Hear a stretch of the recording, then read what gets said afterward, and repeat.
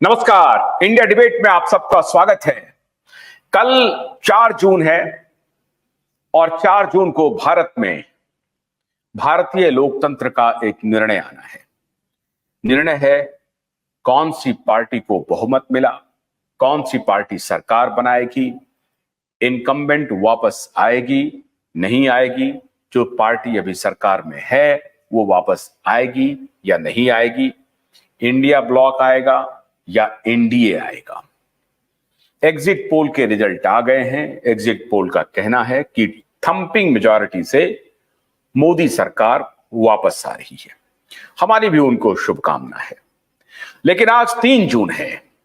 हमने जैसा आपसे वायदा किया है कि कोई भी मीडिया ऑर्गेनाइजेशन उन खबरों को नहीं दिखाता है जो उनको दिखाना चाहिए।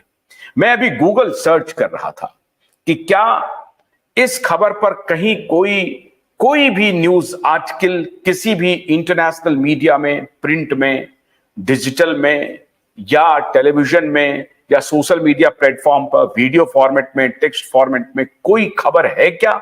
नहीं है। इक्का दुक्का एक खबर मिला हमको गूगल में सर्च करने के बाद। वो क्राइसिस 24 एक वेबसाइट है, उस पे कहीं मिला हमको। और YouTube पर जब मैं सर्च कर रहा था तो YouTube में एक रेबल न्यूज का है। रेबल न्यूज के YouTube पे उसके व्यूअरशिप भी बहुत कम है, वो हमको दिखा। किस खबर की हम बात कर रहे हैं? हम बात कर रहे हैं स्विट्जरलैंड जेनेवा में WHO हेडक्वार्टर के बाहर 1 जून को जबरदस्त डिमॉन्स्ट्रेशन हुआ। दुनिया भर से डॉक्टर वहां पहुंचे, दुनिया भर के राइटर वहां पहुंचे, दुनिया भर के एक्टिविस्ट पहुंचे। मानवता की रक्षा के लिए एक बड़ा डिमॉन्स्ट्रेशन हुआ और उसमें WHO को खलनायक घोषित किया गया।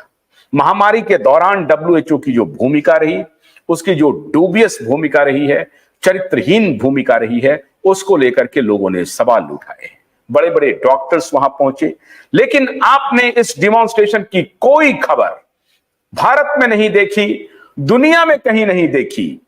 न्यूयॉर्क टाइम्स में नहीं देखा, वॉल स्ट्रीट जर्नल में नहीं देखा, न्यूयॉर्क पोस्ट में नहीं देखा, वॉशिंगटन पोस्ट में नहीं देखा, ABC में नहीं देखा, BBC में नहीं देखा, CNN में नहीं देखा, फॉक्स में नहीं देखा। इवन फॉक्स में भी मैं ढूंढ रहा था, फॉक्स में भी उसकी रिपोर्टिंग नहीं मुझे मिली।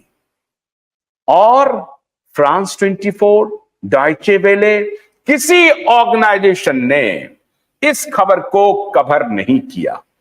और अगर आप सर्च कर रहे थे कि जेनेवा में कौन कौन डिमॉन्स्ट्रेशन हुआ है, तो पैलेस्टीन के खिलाफ जो डिमॉन्स्ट्रेशन हो रहा है वो पैलेस्टीन के समर्थन में या इजराइल के समर्थन में, इस तरह की खबरें आपको मिल जाएंगी।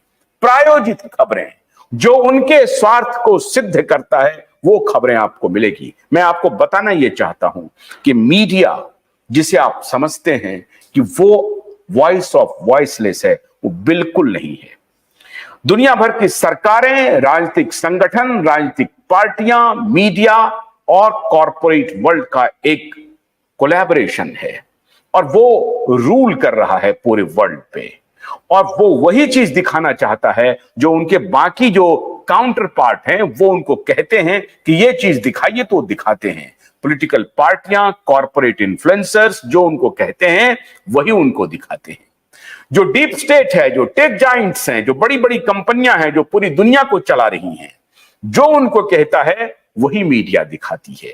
इसलिए आपने जेनेवा के डिमॉन्स्ट्रेशन को नहीं देखा। एक और खबर आपने नहीं देखा, और लेकिन उस खबर पर अमेरिका में चर्चा हो रही है, वो भी लिमिटेड मीडिया ऑर्गेनाइजेशन में। टॉप के मीडिया ऑर्गेनाइजेशन नहीं दिखा रहे हैं। वहां न्यूज नेशन करके एक ऑर्गेनाइजेशन है, उनके यूट्यूब प्लेटफॉर्म पे हमने ढूंढा तो मिला। फॉक्स में थोड़ा बहुत मिला, लेकिन आप CNN में ढूंढेंगे नहीं मिलेगा, आप न्यूयॉर्क टाइम्स में ढूंढेंगे नहीं मिलेगा। ये सभी ऐसे डूबियस ऑर्गेनाइजेशन है जिसका मुलम्मा यहां जो लेफ्ट लिबरल एक गैंग है जो चलाते रहता है कि न्यूयॉर्क टाइम्स में ये छप गया, वॉशिंगटन पोस्ट में छप गया। ये किस प्रकार के कुकर्मी ऑर्गेनाइजेशन है, आज मैं आपको सबूत पेश कर रहा हूं। भारत में इसको लेकर के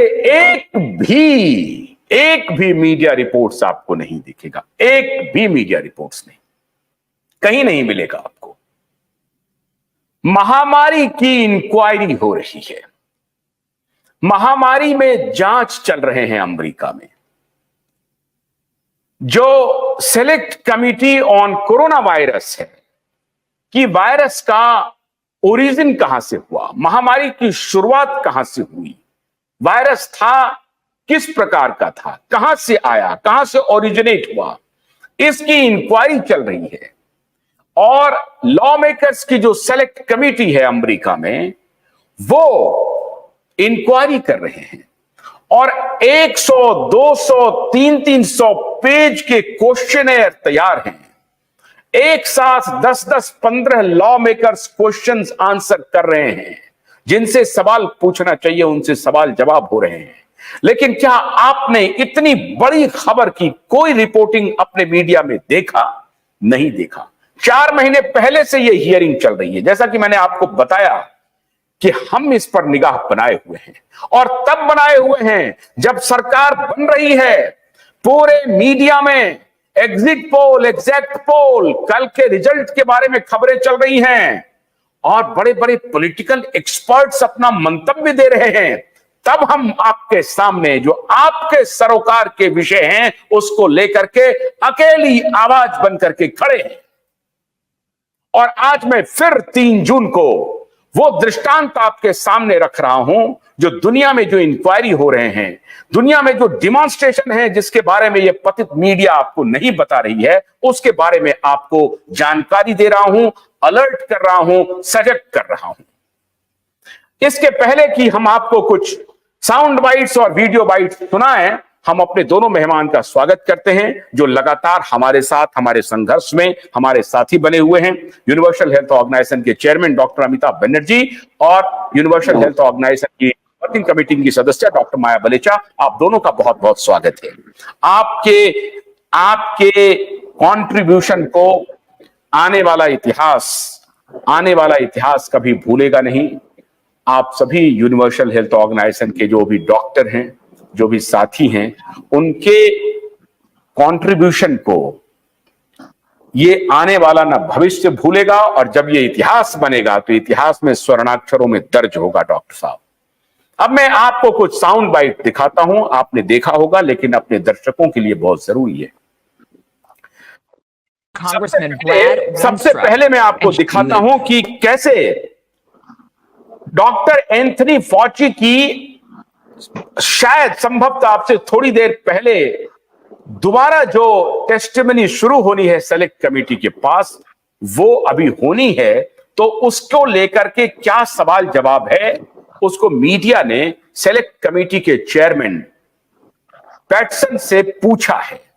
अब जरा उन्होंने क्या कहा है कि किस प्रकार की पूछताछ होगी, पहले आप सुनिए, उसके बाद हम आपको इको हेल्थ अलायंस के चेयरमैन से जो पूछताछ हुई है उसके सारे वीडियो एक एक करके सुनाते हैं। सुनिए। Congressman Brad Wenstrup and chair of the Select Subcommittee on the Coronavirus Pandemic, just one of the lawmakers who will be asking Fauci those questions tomorrow. He spoke to News Nation earlier. You're going to be questioning Dr. Fauci on the Hill tomorrow over pandemic decisions. I'm curious, what is your first question? What's the question on the top of your mind? Well, there's several questions that'll be on the entire committee's mind, especially if you read the transcribed interview that we had with Dr. Fauci earlier. And it's interesting that he said everything was based on science, because during his transcribed interview, when we asked him where the 6 feet of distancing came from, he said it just sort of appeared. Well, that doesn't sound like science. We asked him if there was science behind the masking, and he said, no, not really. And especially when it came to children, there wasn't any science behind it. There are so many things that took place that aren't related to science, or if they are related to science, he ignored them. Let me give you an example. He seemed to only pay attention to any scientific article that tried to claim that COVID came from nature.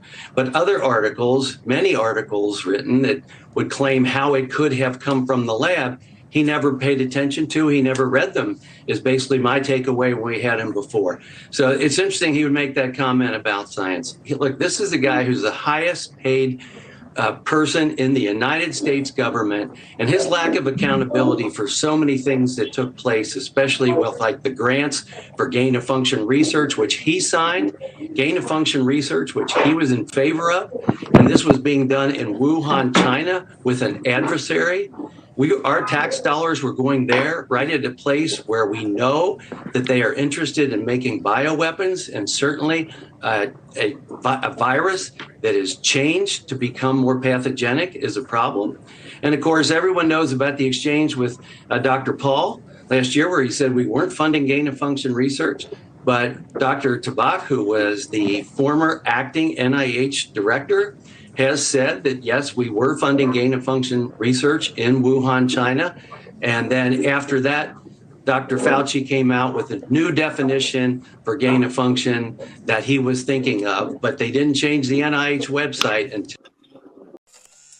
गन्ने की कड़ी बुनियाद, जिसे मराठी में खुडक्या और कुछ उत्तर भारत के क्षेत्रों में खुटकी भी कहा जाता है, उसे केवल भोलानाथ का 2-in-1 बैटरी ऑपरेटेड हार्वेस्टर कम ब्रश कटर आसानी से और बिना रुकावट के काट सकता है।